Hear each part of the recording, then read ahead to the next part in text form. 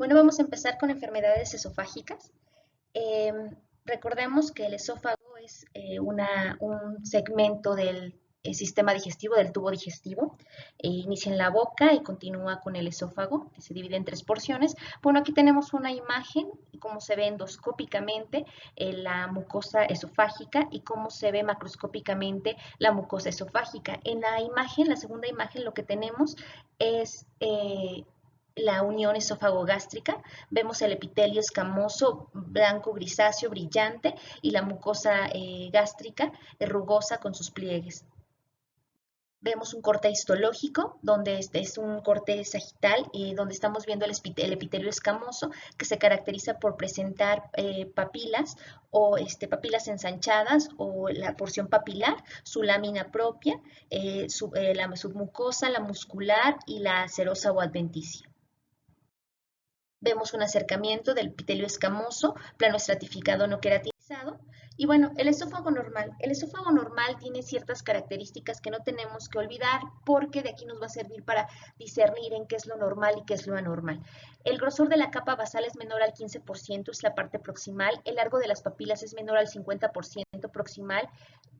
Puede haber infiltrado inflamatorio de tipo agudo y crónico, pero siempre con ciertas características. Los linfocitos intraepiteliales son menor de 10 por campo de alto poder. Esto es muy importante. Si sobrepaso este número de linfocitos, ya estoy pensando en una patología o una reacción.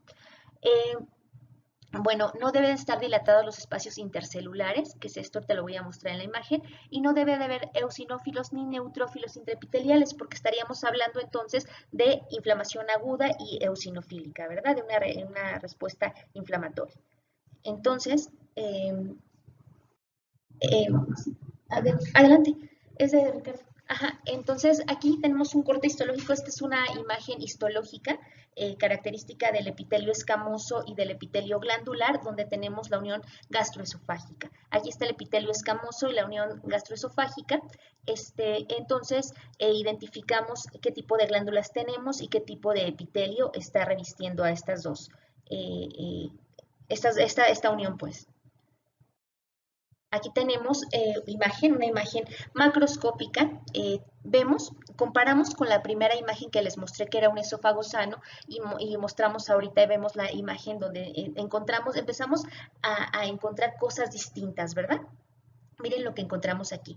La mucosa esofágica, blanco grisáceo. Vean las lengüetas, no están tan prominentes como en la primera imagen. Tenemos estas áreas hemorrágicas o congestivas, esta zona hemorrágica con puntilleo rojizo.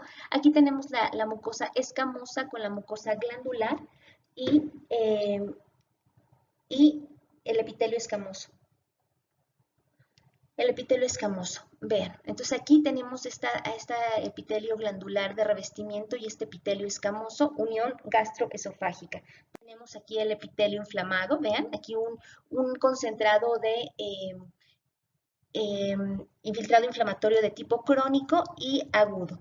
La vasculatura congestiva y aquí vemos no hay presencia, hay células cilíndricas, de epitelio cilíndrico, pero muy importante, no hay células caliciformes o las que son las mucoproductoras. Esto es importante porque nos va a dar, es un punto cardinal para pensar en alguna patología. Vemos un corte histológico del epitelio foveolar gástrico, cilíndrico simple, mucosecretor, sin células caliciformes. Vean, cilíndrico simple, mucosecretor. Tenemos la lámina propia, ¿no? Y las células estas son células altas, mucoproductoras. Bueno, entonces, hablando ya específicamente de patologías del esófago, vamos a referirnos a cómo se clasifican. Las esofagitis o la inflamación del esófago se clasifica por el agente causal. El primero que vamos a hablar es el por reflujo. La segunda causa es infecciosa. La tercera es eosinofílica, por cáusticos, por medicamentos, por radiación, enfermedades ampollosas, enfermedades injerto contra huésped y enfermedad de Crohn. Las tres últimas, estas estamos ya asociadas a otras patologías de base, ¿verdad? Entonces vamos a empezar a conocer una por una y las causas de estas. Perdón. Esofagitis por cándida. Esta es de las más comunes. Recordemos que la cándida es agente patógeno que tenemos en la flora normal de nuestro cuerpo, bueno, en la mucosa oral. Está remitida, puede estar ahí presente a veces, pero porque tenemos una cantidad de bacterias y hongos en la boca, pero está, digamos que en régimen, ¿no? La tienen bien contenida, no pasa nada, ella puede estar ahí, puede presentarse alguna vez, pero no pasa nada porque tenemos el sistema inmune que está cuidándonos, ¿no? Entonces no hay mayor alteración. ¿Qué sucede cuando hay eh, alteraciones a nivel inmunológico? ¿Qué sucede cuando hay alteraciones a nivel epitelial? ¿No? ¿Qué pasa? Pues bueno, proliferan estos microorganismos oportunistas y presentamos la patología. Entonces, la esofagitis por cándida es una patología frecuente, se ve mucho en pacientes inmunodeprimidos, llámese pacientes con VIH, llámese pacientes que reciben quimioterapia o radioterapia, llámese pacientes que están con alguna enfermedad inmunológica o que están en tratamiento, ¿no? En tratamiento con inmunosupresores. Estamos aquí viendo que la mucosa esofágica la mucosa, vean, ya no perdió el color que era blanco grisáceo perlado, ¿no? Vemos aquí en el corte y bueno, en la imagen endoscópica, placas blanquecinas sobreelevadas, irregulares, blanquecinas. Aquí vemos el corte histológico donde empezamos a ver que siempre hay infiltrado inflamatorio de tipo agudo y crónico o mixto, ¿verdad? Porque es una respuesta a la lesión que están causando estos agentes etiológicos. Nos vamos acercando, ¿verdad? Aquí vean, está el infiltrado inflamatorio de tipo mixto y vamos a acercarnos más. Vean, esto es una tinción especial Paz de Schiff que resalta las estructuras micóticas. Estamos viendo algunas que están en gemación y otros las cifas. Las cifas. Entonces, aquí tenemos eh, una imagen de una imagen con una tinción especial, la metenamina de plata, que resalta las estructuras micóticas. Y bueno, es importante mencionar que con frecuencia el diagnóstico puede pasar desapercibido para el patólogo. ¿Por qué? Pues porque tenemos los cambios inflamatorios que pueden ser inespecíficos, o sea, no hay algo en la estructura micótica, encontrar la estructura micótica, la hifa y la gema, encontrarla, pues bueno, es característico de la cándida, ¿verdad? O sea, pero si solo veo el infiltrado inflamatorio y no hay tantas estructuras micóticas, pues podría confundirlo con cualquier otra etiología, ¿verdad? Entonces, por eso puede ser no lo podemos percibir a la primera. Puede estar cursando los primeros estadios y entonces, pues mínima inflamación, ¿no? Se ulcera a lo mejor el epitelio y veo infiltrado inflamatorio de tipo mixto, pero no puedo decir que es por cándida. Lo que les decía, por escasos microorganismos. Si no los veo, pues bueno, no puedo achacarle a la cándida ese infiltrado inflamatorio, ¿verdad? Tengo que conocer, eso sí, la clínica del paciente. Recuerden que todo esto es una correlación, ¿verdad? Y vean, aquí tengo otro corte histológico que estoy viendo, el epitelio escamoso que ya conocemos del esófago, y abajo está el infiltrado inflamatorio de tipo crónico. Entonces aquí vean, es como un abscesito, tengo mucho infiltrado inflamatorio y las estructuras micóticas. Vean aquí, veo infiltrado inflamatorio de tipo agudo. Aquí yo no les podría decir que veo que es asociado a cándida, ¿verdad? No veo claramente la cándida. Nuevamente, pero vean aquí. Aquí ya tengo con una tinción especial para resaltar las estructuras micóticas. Veo aquí un conglomerado de estas hifas. Y bueno, esa es una de las patologías más frecuentes. Ahora la esofagitis herpética, también común. Y vean aquí. Esta macroscópicamente es más aparatosa. Obviamente estos especímenes que les pongo ya son de resultado de autopsia. Entonces son imágenes de autopsia. Pero imagínense que esto lo podemos ver cuando el paciente está con problemas de disfagia, de dolor, de odinofagia. Entonces vemos estas estructuras con bordes irregulares, rojo vinoso, hemorrágicas, cavitadas, ¿no? Entonces aquí vean, la mucosa no se parece nada a la del principio, ¿recuerdan cómo era? Blanca, brillante, perlada, aquí está irregular. Y vean, aquí tengo el epitelio descamado o infiltrado, y vean los bordes irregulares. No se ve como el original, ¿verdad? Que es escamoso, plano, estratificado. Ve, aquí está perdiendo como ulcerado, en esta zona está ulcerada. Y empezamos a ver algo que nos llama la atención. Vean, por favor, vean estas células grandes, irregulares, hipercromáticas. Y vemos estas inclusiones, vean estas inclusiones virales.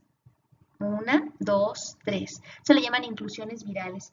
Empezamos a ver la irregularidad y, y como un grupo de células dentro de otra célula, ¿no? Vean esta, pareciera una célula y tengo muchas dentro de ella.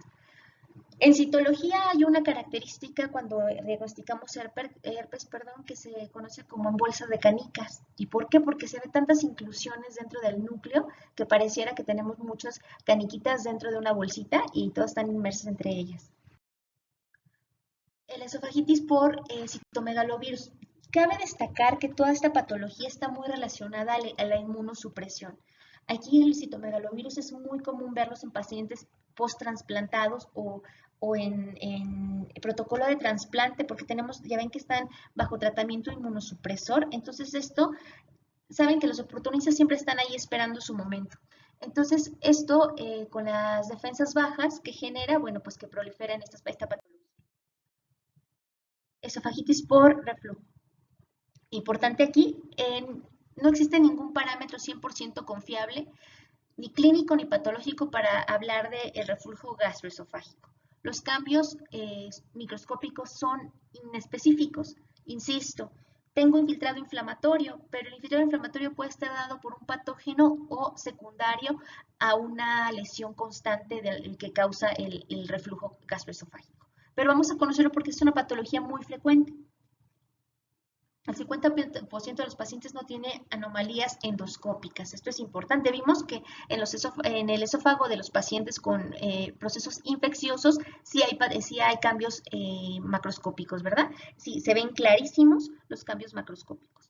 Entonces aquí no, aquí por lo contrario puede cursarles en la endoscopía al paciente porque siente odinofagia o siente sensación de cuerpo extraño, ¿verdad? Al deglutir. Entonces se hace la endoscopía, no se encuentra algo macroscópico y se le toma la biopsia de a lo mejor zonas sospechosas. Y bueno, ¿qué encontramos? No hay indicación para tomar biopsia esofágica de rutina en pacientes con reflujo gastroesofágico. O sea, que le tengas que tomar biopsia porque el paciente tiene sintomatología, no. Primero se le tiene que estudiar bien, se le tiene que dar tratamiento y posterior a eso hacer la endoscopía y por tanto la biopsia. Hay una buena correlación entre esofagitis endoscópica y esofagitis microscópica. Entonces, cuando el endoscopista encuentra hallazgos y de ahí toma la biopsia, pues seguramente de ahí vamos a tener una buena correlación. Veamos aquí, vean el esófago. Este es esófago también de necropsia y estamos viendo endoscópicamente cómo se ven las lesiones, la mucosa rojiza hiperémica irregular. Y bueno, la esofagitis por reflujo, como definición anatomopatológica, son cambios microscópicos en la mucosa del paciente con reflujo gastroesofágico. O sea, tengo que estar asociado siempre al reflujo gastroesofágico. Si tengo molestia o sintomatología esofágica, pero soy inmunodeprimido y tengo un antecedente de a lo mejor una herpes simple oral, ¿me explico? Tengo que hacer todo un cuadro, que mi cuadro clínico tiene que estar relacionado con lo que voy a encontrar. Es muy importante esto, la relación histopatológica con el cuadro clínico. Para decir que tengo esofagitis por reflujo en anatomía patológica, ¿qué debo de encontrar? Hiperplasia de la basal. Ya vimos la basal, ahorita les voy a enseñar el esquema, pero quiero que se acuerden de estos puntos. Hiperplasia de la basal, elongación papilar, dilatación del espacio intercelular, eosinófilos intraepiteliales. ¿Se acuerdan que les dije desde un principio que no debía de haber infiltrado inflamatorio de tipo agudo y de crónico en exceso? Porque ya estábamos pensando en patología. Pues efectivamente, si encuentro eosinófilos intraepiteliales, si encuentro neutrófilos intraepiteliales, ya debo de pensar de que ese esófago no es un esófago normal. La úlcera se repitaliza y puede o no estar presente la carditis. La carditis es la unión entre la parte, el segmento que tengo entre la unión esófago-gástrica.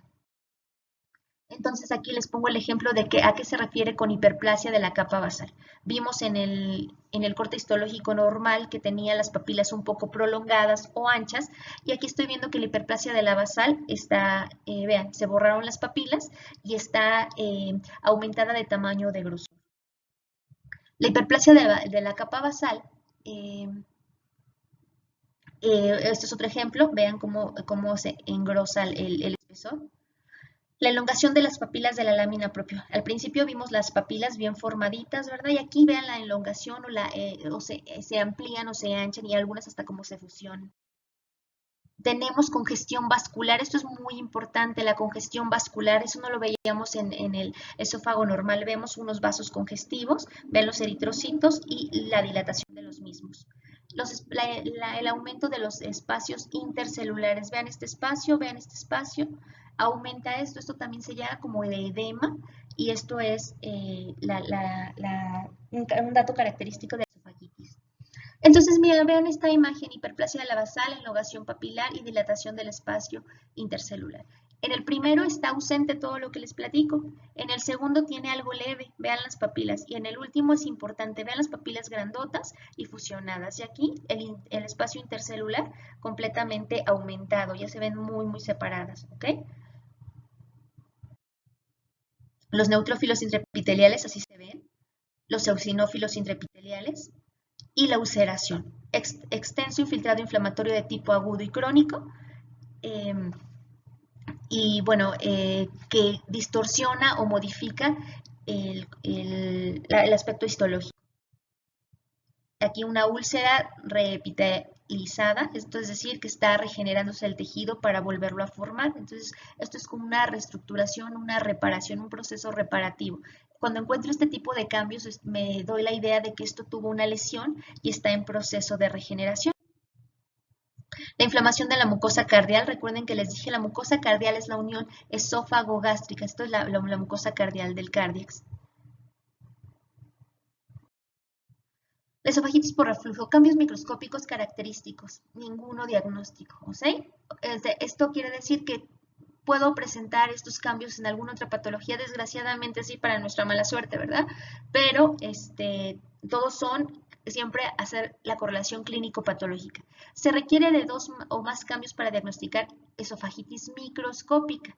Entonces, de los que les mostré, la elongación, la hiperplasia, el aumento del espacio intercelular, los eosinófilos, los neutrófilos, bueno, pues encontramos esto. La inflamación del cardias o la carditis tampoco es específica de reflujo y puede asociarse al Helicobacter pylori. Vamos a hablar más adelante de quién es el Helicobacter pylori y a qué se dedica. Bueno, vemos un corte histológico de esófago, y vean, estamos el epitelio escamoso unido al epitelio cardial y sumamente inflamado. Vean aquí, esto es cardias y estamos aquí, vean este folículo linfoide, ¿ok? El folículo linfoide, tengo extenso infiltrado inflamatorio en la lámina. Y bueno, vean aquí, esto es importante, lo vamos a ver ahorita, más adelante con detalle, pero empezamos a ver estas estructuras bacilares. ¿Qué serán? Es el famoso Helicobacter pylori. Vean aquí, folículos linfoides, esto es una gastritis folicular, muy asociada también a la esofagitis. Vean aquí, estamos viendo el Helicobacter pylori. Y bueno, vamos a otra alteración a nivel esofágica, esofagitis eosinofílica o alérgica.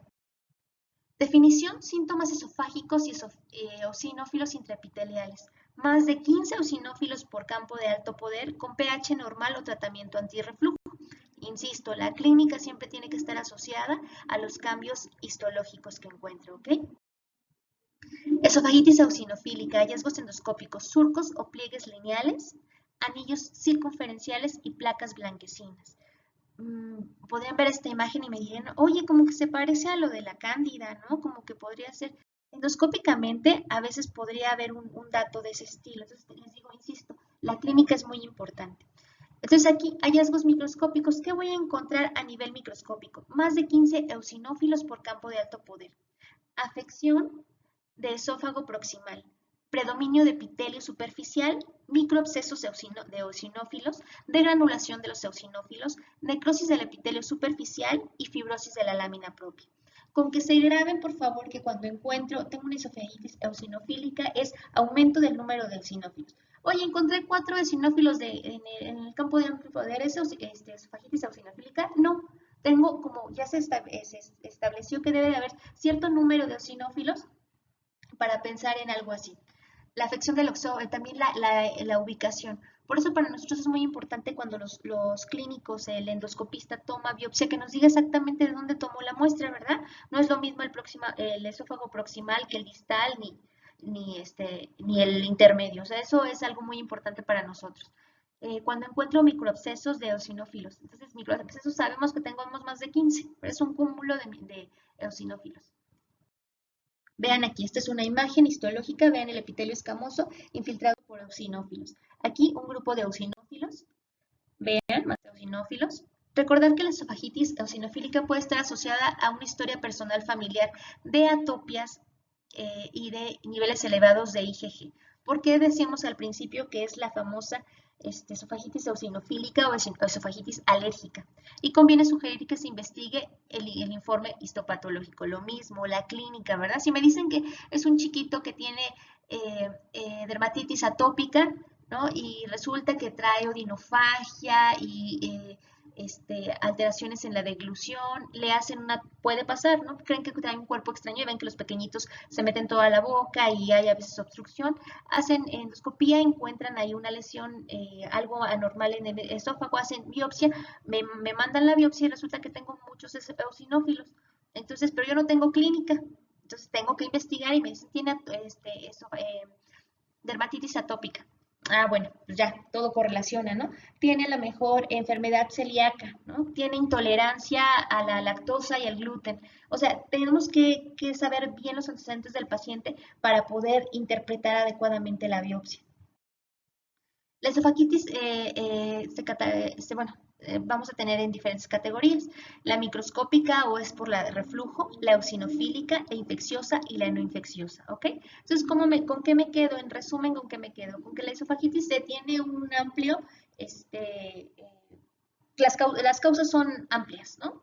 Entonces tengo que nada más ir viendo los antecedentes del paciente, ir identificando las características con las que cuenta cada patología.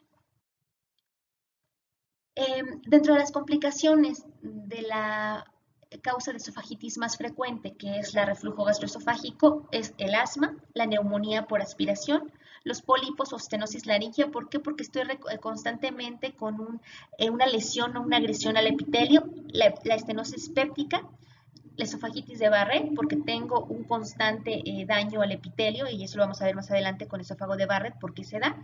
Y por último, el adenocarcinoma. Pero bueno, estos ya son casos extremos, ¿verdad? De la esofagitis por reflujo. Vamos a conocer a Norman Barrett, ¿no? Han escuchado, seguramente ya han escuchado esófago de Barrett. ¿Y por qué le pusieron ese seudónimo? ¿Por qué se llama así? Porque fue el primero que descubrió, describió más que descubrió, que describió las características que presentaba el epitelio, los cambios que se presentaban en ciertos tipos de pacientes. ¿Okay? Entonces él no acuñó el nombre, de hecho se lo dieron posterior a que lo había descrito, porque él hizo la interpretación, vio que estos epitelios pacientes con ciertas características clínicas, el epitelio tenía peculiaridad histológica, entonces fue como hizo la descripción. Y la definición estricta, ¿qué es? Que encontró metaplasia intestinal en esófago distal, provocada por reflujo gastroesofágico que predispone a adenocarcinoma. ¿Qué pasa aquí? Tengo una metaplasia, ¿verdad? La metaplasia antecede a la displasia antecede al adenocarcinoma. Así entendámoslo, como con esta secuencia. Y bueno, la definición y los criterios diagnósticos del esófago de Barrett han cambiado con el tiempo. Obviamente, desde que se describió actualmente, vamos encontrando más cosas. Y bueno, el esófago de Barrett solo se refiere a la metaplasia intestinal y requiere correlación endoscópica. No puedo decir esófago de Barrett si tengo solo la histología y no puedo decir esófago de Barrett si solo tengo la endoscopia.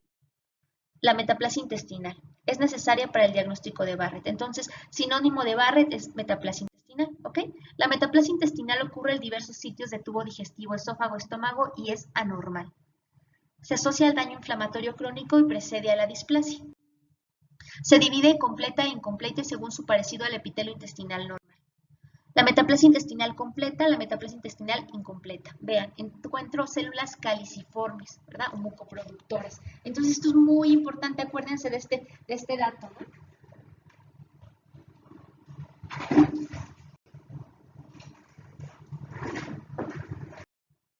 Y vean esto. Esta es la mucosa normal y este es el esófago de Barrett sospechoso o sospechoso. Entonces, esto es lo que entra a hacer el endoscopista. Vean cómo son como las lengüetitas, medio regulares, ¿no? La mucosa se ve sana, brillante, con la secreción propia. Y vean la contraparte. Los bordes son irregulares, la mucosa se ve aplanada, como hiperémica o en parches, como rojiza, ¿no? Hiperémica rojiza. Y vean aquí, como el introito o la entrada al canal aquí se ve como irregular. De hecho lo marca, ¿no? La extensión de la circunferencia cambia. Entonces, esto es un ejemplo de cómo lo ven los endoscopistas. Desde que entran empiezan a sospechar que se pueden encontrar. Y bueno, cambios en mucosa esofágica caracterizada por metaplasia intestinal, anomalías endoscópicas de cualquier longitud menor a 1 centímetro. Entonces, metaplasia intestinal y anomalías endoscópicas puedo decir Barrett. Nunca una sola, con un solo criterio no puedo decir Barrett. Endoscopía, histología, diagnóstico. ¿Ok? Así lo entendemos. Con esta definición pierde importancia los términos endoscópicos de esófago de Barrett. O sea, aquí era de los segmentos, ¿dónde lo encuentro? Menor de 3 centímetros, mayor de 3 centímetros, de Barrett corto, Barrett largo. Bueno, aquí es por la porción en donde se puede encontrar el Barrett. Vean estas imágenes. Encuentro una mucosa esofágica visiblemente dañada, ¿no? Entonces, hemorrágica, hiperémica, irregular. Estoy viendo, esto es producto de autopsia, obviamente. Vean aquí las lengüetas que vimos, hasta dónde ay, no sé por qué se cambia, discúlpenme. Las lengüetas son cortas, se pierde el epitelio, la mucosa cambia. Y bueno, aquí tenemos el corte histológico de lo que vimos, entonces la mucosa, el epitelio escamoso, la transición de la mucosa cardial, el infiltrado inflamatorio irregular, y vemos aquí, empezamos a encontrar algo aquí, aquí a simple vista, por este corte histológico, vean estas caliciformes en la periferia, pero está separado del corte histológico. Entonces, volvemos al epitelio escamoso y vean aquí. El epitelio glandular con estas células caliciformes y presentes, y la membrana o la lámina propia con el infiltrado inflamatorio de tipo crónico. Vean aquí, la metaplasia intestinal. La metaplasia intestinal incompleta presenta estas células caliciformes amplias. Vean esto, estas son las caliciformes. Entonces, aquí puedo decir que tengo esófago de Barrett. Con estos hallazgos, es esófago de Barrett. Vean, nuevamente encuentro estas células caliciformes en el epitelio. ¿Y qué diagnósticos diferenciales presenta el esófago de Barrett? La carditis con metaplasia intestinal, que estoy hablando propia de la unión esófago-gástrica, no tanto del esófago como tal, y que puedo encontrar metaplasia intestinal, porque tengo cambios pero esto es a nivel gástrico. La mucosa gástrica heterotópica, que encuentre un segmento de mucosa donde no debe de estar, ¿verdad? Esto puede ser una alteración estructural, esto es una alteración desde que embriológicamente. Glándulas submucosas esofágicas, que esto es también una alteración, esto es un hallazgo. Células foveolares del cardio, su fondo azul al cieno, células foveolares en el cardio, también mucoproductoras. Contaminación de mucosa con mucosa de intestino delgado. El intestino delgado per se tiene sus glándulas caliciformes. Recuerden que estos son mucoproductoras, entonces ahí les voy a presentar que se me haya contaminado mi muestra del endoscopio con esto, que eso puede suceder, a veces en el proceso se contamina, entonces tengo que ver bien, discernir bien de dónde vienen estas células. Pero bueno, la presencia de metaplasia intestinal es igual a esófago de Barrett. Otro ejemplo histológico. Y bueno, la metaplasia intestinal en esófago distal. Línea Z irregular, no gastritis y bueno, vean el esófago de Barrett, carditis con metaplasia intestinal. Es la zona, tenemos que ver en qué región se presentó, de dónde tomaron la muestra y vean las irregularidades de la mucosa. Displasia, células epiteliales con cambios neoplásicos que no rebasan la lámina basal. Entonces, ¿se acuerdan que les dije metaplasia, luego sigue la displasia y luego el carcinoma? Aquí me está diciendo que la displasia es la que no rebasa la lámina basal. Vean esta secuencia. Por favor, apréndansela, grábense este cuadrito. Reflujo gastroesofágico hace una metaplasia intestinal. La metaplasia intestinal hace una displasia de bajo grado. La displasia de bajo grado evoluciona a displasia de alto grado y por último adenocarcinoma. Entonces, esta es la secuencia que se sigue. ¿Qué influye? El medio ambiente del paciente, la genética del paciente, los hábitos alimenticios, los hábitos higiénicos, ¿no? Todo esto influye, todos tenemos predisposición para cómo nos va a ir, depende de nuestra genética y depende de nuestro entorno. Y bueno, la displasia solo puede ser reconocida microscópicamente, así se ve la displasia. Ningún grado de displasia tiene potencial metastásico. La displasia no metastatiza, ¿verdad? Porque todavía no es cáncer como tal, no es todavía adenocarcinoma. Es un precursor del adenocarcinoma. Todos los informes histopatológicos deben designar la categoría de displasia. Puede ser positivo, negativo, bajo o alto grado. Y bueno, displasia en Barrett. El bajo grado, ¿qué pasa? Si tengo ya como tal el Barrett y el Barrett de metaplasia intestinal evolucionó a displasia, ¿qué creen? Que si es de bajo grado, tengo una displasia de bajo grado, se puede revertir, es decir, puede regresar a la normalidad del 65%. Eso es muy bueno, ¿no? Entonces el paciente se puede curar. La persistencia es el 20%, la progresión a adenocarcinoma es del 15%. Entonces, si el paciente no se detecta a tiempo, si no sigue sus medidas, si no hay un cuidado adecuado, puede evolucionar a la malignidad. Alto grado, progresión a adenocarcinoma en el 30%. Entonces, cuando yo tengo alto grado, ya es casi característico de que voy a presentar un adenocarcinoma, pero en el 30%. Al diagnosticar displasia, debemos considerar anomalías de la arquitectura, anomalía citológica del núcleo. Los cambios deben de extenderse hacia el epitelio de superficie y ser precavidos en la presencia de la inflamación. Displasia de bajo grado. Vean, esto es una displasia de bajo grado. Todavía tengo el epitelio glandular, pero está empezando a a estratificarse, a presentar pleomorfismo en las células, a perder la polaridad de la célula y a perder la lámina propia. Se empiezan a juntar, empiezan a ponerse espalda con espalda, ¿no? Entonces, la pasada era la de bajo grado, esta es la de alto grado, vean, se empiezan a unir, a fusionar. Adenocarcinoma invasor, y el adenocarcinoma invasor, vean, ya se perdió completamente la estructura histológica normal o habitual, se empiezan a hacer nidos y las células distorsionan completamente el corte histológico. El diagnóstico morfológico de displasia en Barrett tiene limitaciones. Vean, esto es un Barrett.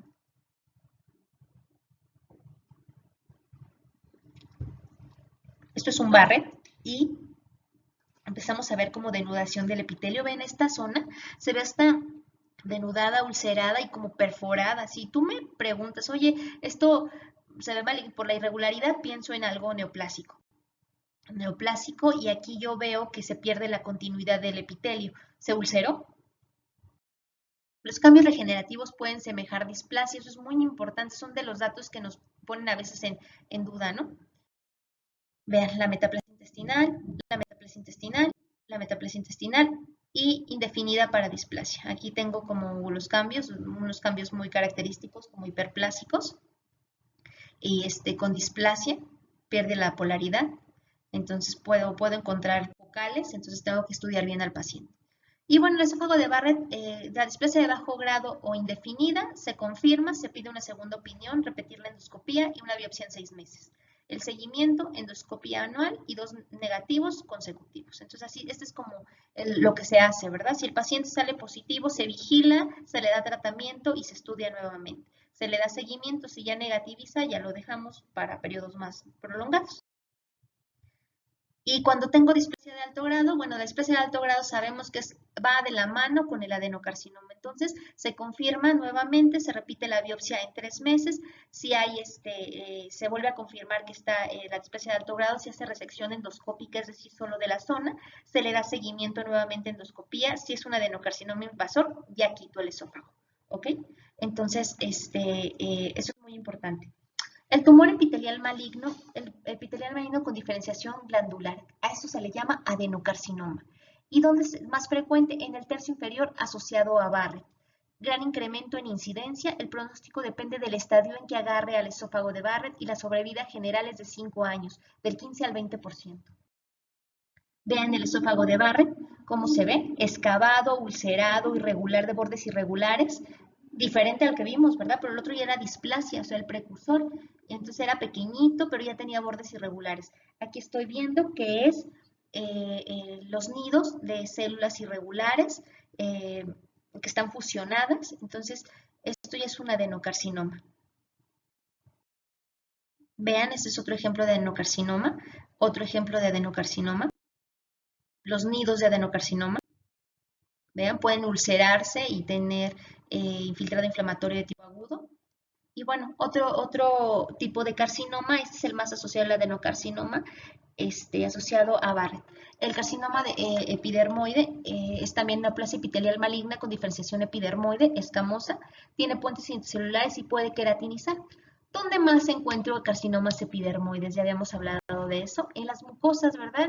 Hablamos, voy a poner el ejemplo, pero el carcinoma epidermoide de vulva, para los que están con que ya vimos en clínica.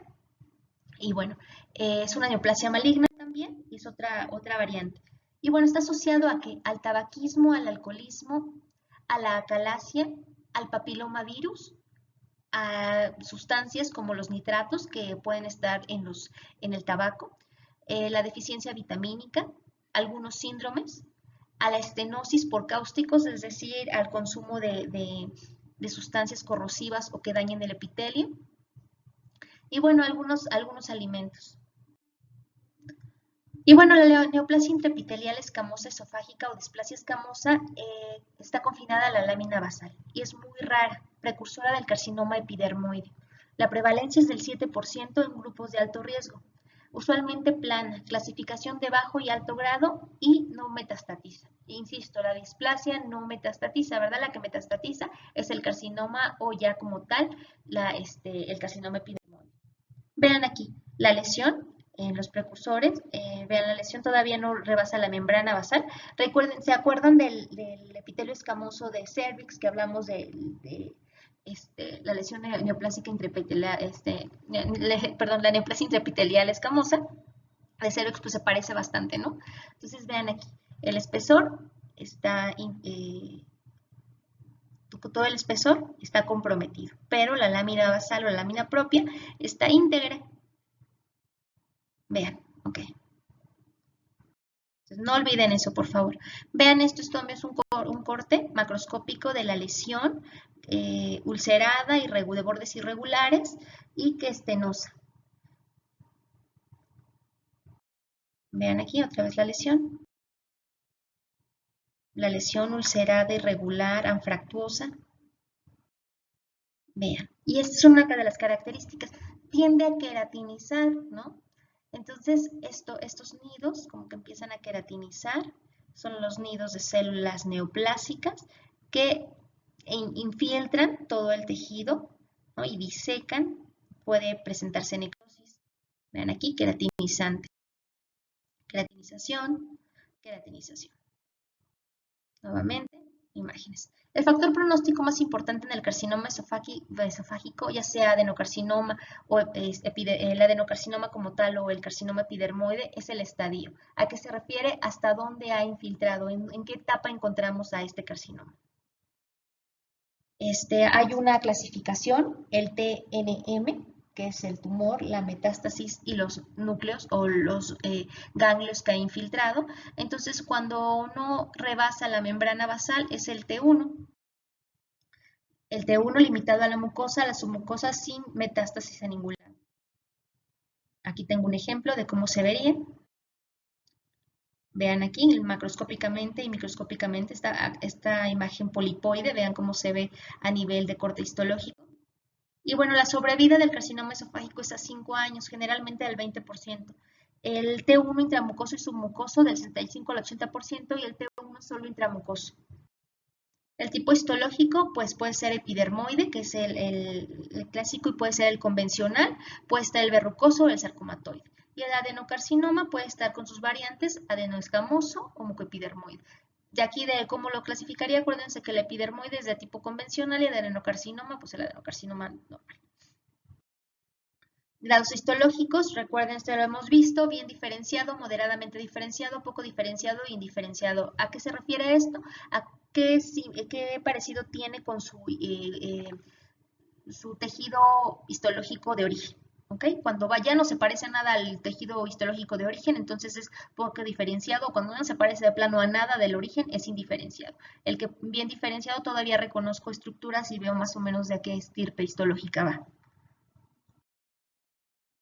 La profundidad de invasión es hasta dónde penetra las células neoplásicas y los márgenes que se dan, hasta dónde llega, porque esto es importante, porque cuando me hacen una resección o me mandan un fragmento, una resección de esófago neoplásico, tengo que ver qué es dónde lo mandan y hasta dónde son los bordes, que los bordes estén libres, porque hablar de un borde libre es que esa cirugía fue bien efectuada y que no van a tener que reintervenir a ese paciente porque quedaron células neoplásicas posiblemente que vuelvan a proliferar y puedan dar metástasis.